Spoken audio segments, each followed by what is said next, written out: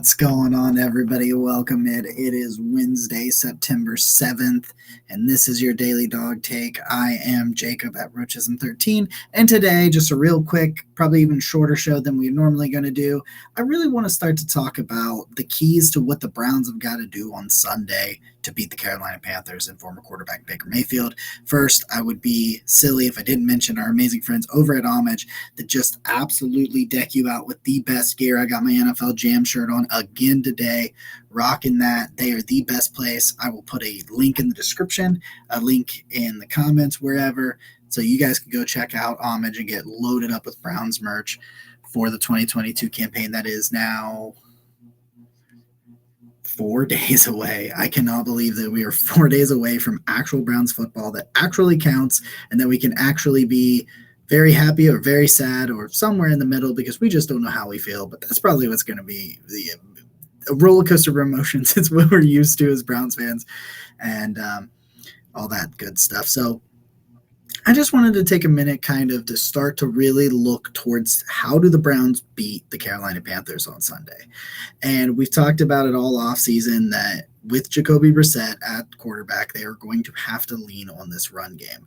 And obviously that is a key. I think Nick Chubb gets his. I think Kareem Hunt gets his. I think the Browns are not overly worried about what they have to do in the run game. But I'm just not – you're going to have to lean on that. But Jacoby Brissett's going to have to be effective. I think the Browns are going to have to do a lot of things with Jacoby Brissett that they did with Baker Mayfield in early 2020. I think Baker was coming off of 2019 in which his confidence was really hurt. I mean, he throws 21 touchdowns and 20 interceptions, and that Freddie year was just an absolute disaster. Baker was put in a position to fail, I think, under Freddie Kitchens. I truly believe that his confidence had taken a blow, and I think that Kevin Stefanski early, Baker took a little bit to get a little bit of time. He didn't have a real off season, going into 2020 because of COVID and all those situations that was going on.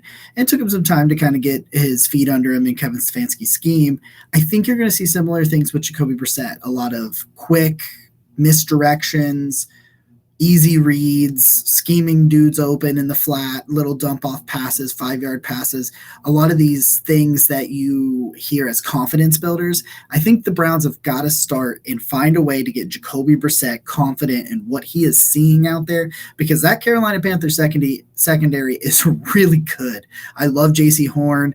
I think C.J. Henderson is down there now. Jeremy Chin's a great safety. I mean, there is talent in the secondary, and it's not going to be easy. We've talked about the lack of talent behind Amari Cooper, at least lack of proven talent in the Browns wide receiver room. So they're just not going to be able to elevate Jacoby Brissett in a way that you probably would make you feel good. Like you would want a certain level of elevation by his wide receivers. But I think David Njoku is a very, very big key. Look back at the one game that Jacoby Brissett does play in the preseason. He did like David Njoku quite a bit. That's where some of his success actually was. And Kevin Stefanski talked about it a couple of days ago in a press conference talking about, he said, we're putting a lot on David, both mentally and physically, and we're asking him for a much more improved, expanded role. And I think that he is a big key in getting Jacoby Brissett's confidence where it needs to be to where they can win this game. I think the defense and running the ball really is going to be leaned on if they want to beat the Panthers and finally, dear God, break this week one spell. I told my wife last year, and I wonder if you guys, this show, it does look like it's live on Twitter, but it's not. It's recorded the night before. So I wonder if you guys see me on Twitter, send me a DM if you agree with me on this point. I always say that the week one loss is the worst because we have had so much buildup for week one. Like, in 2020, that loss was bad because you were coming off this high of beating Pittsburgh in the playoffs and almost going to the AFC Championship game. And then all of this months and months of anticipation and ends up in failure. And I think that's why those games are just so hard to deal with when they just come crashing to the ground. And I need it. I need it like I need water. I need the Browns to win. And it's not about Baker Mayfield. Although I will say if the Browns lose to Carolina, it won't be about who plays well in Carolina outside of Baker Mayfield. It'll be they lost to Baker Mayfield, and Twitter will be an absolutely 10 times more insufferable place than it currently is. So defense in that sort of thing, but Jacoby Brissett, Amari Cooper. I talked about Amari Cooper. I did a Carolina Panthers podcast this week. Actually, one of them will join me for the next 2 daily Dawg Takes as we break down the Panthers offense and the Panthers defense, as we preview that, as we continue to roll towards week 1. Your regular lineup for this Monday is going to be my initial reaction show. Tuesday, a lot of times is going to be where I bring in a guest to kind of talk to them about the current state of the Browns. Wednesdays, we're going to start looking ahead to the matchups. Thursdays and Fridays, we'll get a guest from the opposing team, do their offense, do their defense. Saturday, I'm going to make NFL picks and talk to you a little bit about some money line bets, and we'll go through some of those things.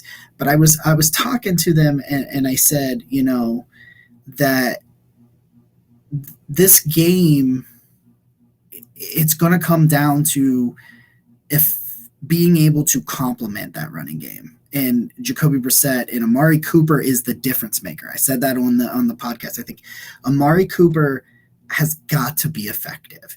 They are more talented at corner than the Browns are at wide receiver, and I'm not even really sure it's that close.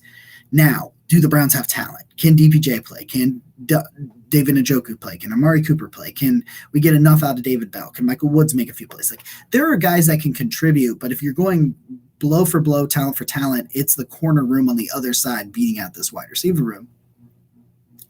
And so if Amari can be effective, Amari can he needs 100 yards. I really do feel like Amari Cooper needs 100 yards. I think that complements if Brissett does not turn the ball over. I know we talked about that. This is why we think the Browns can figure it out enough in the 11 games to where they can be in the race. And I do think they will be in the hunt come Watson's return late in the year.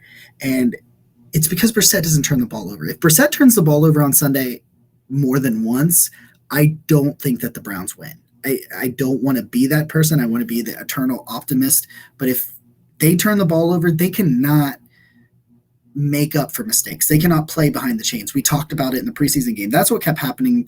They were in 3rd and 11. They cannot be in 3rd and more than 6 very often. If they are 3rd and 7, 3rd and 8, 3rd and 9, it's just they're behind the chains. They're not having successful plays. They're getting stop tackles made against them, failure plays on their part. It worries me that if this offense has got to make big plays, because I'm not sure that the big plays in the pass game can come. I think Nick Chubb will get his.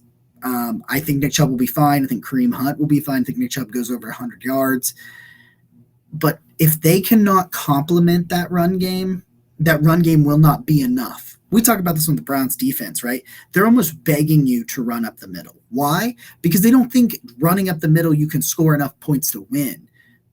That translates to the other side. The Browns can't just run and score enough points to beat the Panthers.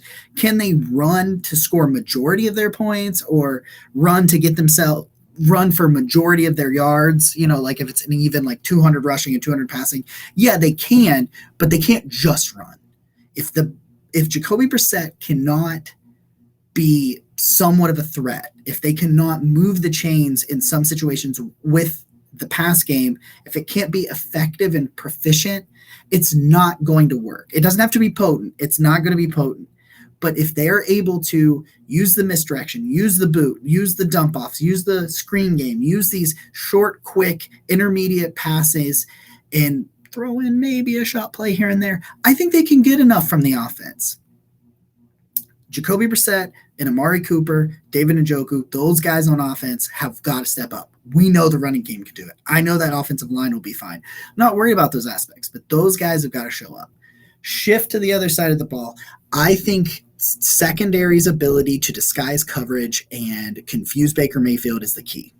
We've been talking about Myles Garrett going up against Ike Ekwonu in his first start against Myles in week 1, the first start of his rookie career. It's going to be a baptism by fire. I really like the kid. I'm not sure he holds up well, but they're going to give him help. And yeah, That opens up Jadeveon Clowney on the other side, so I feel all right about the pass rush situation.